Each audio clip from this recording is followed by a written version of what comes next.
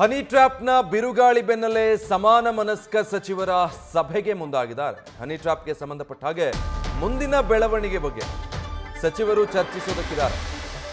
ಇದೇ ವಾರ ಒಂದೆಡೆ ಸೇರಿ ಸಮಾಲೋಚನೆ ನಡೆಸಲಿದ್ದಾರೆ ಸಚಿವರಾದಂತಹ ಜಿ ಪರಮೇಶ್ವರ್, ಕೆಎನ್ ರಾಜಣ್ಣ, ಎಚ್.ಸಿ. ಮಹಾದೇವಪ್ಪ, ಸಚಿವ ಸತೀಶ್ ಜಾರಕಿಹೊಳಿ ಮುಂದಿನ ರಣತಂತ್ರ ಏನಾಗಿರಬೇಕು ಅನ್ನೋದರ ಬಗ್ಗೆ ಚರ್ಚೆ ನಡೆಸಲಿದ್ದಾರೆ.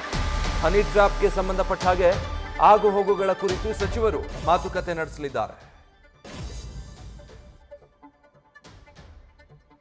ಡೀಟೇಲ್ಸ್ ಕೊಡ್ತಾರೆ ನಮ್ಮ ಪ್ರತಿನಿಧಿ ಹರೀಶ್. ಈಗ ಅಧಿವೇಶನದಲ್ಲೇ ಈ ಬಗ್ಗೆ ಪ್ರಸ್ತಾಪ, ಚರ್ಚೆ ಎಲ್ಲವೂ ಆಯಿತು. ದೊಡ್ಡ ಹಲ್ಚಲ್ ಎಬ್ಸಿದೆ ರಾಜ್ಯ ರಾಜಕಾರಣದಲ್ಲಿ. ಈಗ ಈ ಸಚಿವರ ಮುಂದಿನ ನಡೆ ಏನು ಹನಿ ಟ್ರ್ಯಾಪ್ ಪ್ರಕರಣಕ್ಕೆ ಸಂಬಂಧಪಟ್ಟ ಹಾಗೆ?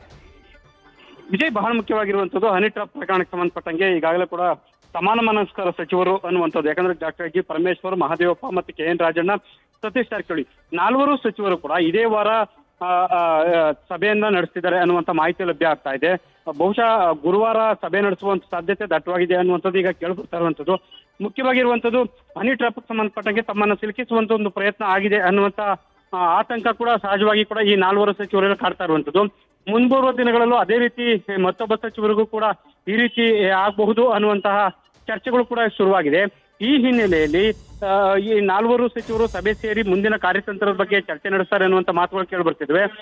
ಜೊತೆಗೆ ಹೈಕಮಾಂಡ್ ನಾಯಕರು ಕೂಡ ಈ ಒಂದು ನಿಟ್ಟಿನಲ್ಲಿ ದೂರನ್ನು ಸಲ್ಲಿಸುವಂತ ಕಾರಣಕ್ಕಾಗಿ ಏನೆಲ್ಲ ಹೆಜ್ಜೆ ಇಡಬೇಕಾಗುತ್ತೆ, ಏನೆಲ್ಲ ತೀರ್ಮಾನ ಮಾಡಬೇಕು ಅನ್ನುವಂತ ವಿಚಾರಕ್ಕೆ ಸಂಬಂಧಪಟ್ಟಾಗಿ ಚರ್ಚೆ ನಡೆಸ್ತಾರೆ ಅಂತ ಮಾತುಗಳು ಕೇಳಿ ಬರ್ತಾ ಇರುವಂತದ್ದು. Vijay, thank you Harish. News first ನಿರ್ಭೀತಿಯಿಂದ ನಿಮ್ಮ ಪರವಾಗಿ.